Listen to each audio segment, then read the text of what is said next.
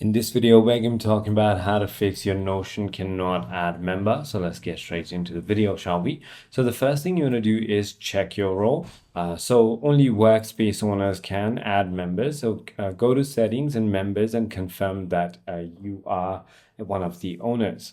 If that is not the case, you want to simply go ahead and check for the plan limit. Ensure that your plan allows more members. Free plans generally only allow 10 guests and plus offers 100 members, and business offers 250, and enterprises offers custom. You want to simply go ahead and check if you've met the member limit as well, because if you've reached the limit, then you won't be able to add more.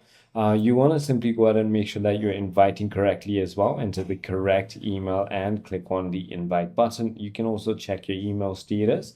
The person isn't already a member, or if already invited, ask them to accept the invite. You can also try to refresh and retry, try another browser, check your internet connection, or even update the application. I hope this video clarifies everything for you. If you have further more queries, feel free to comment down below, and I'll see you on the next one.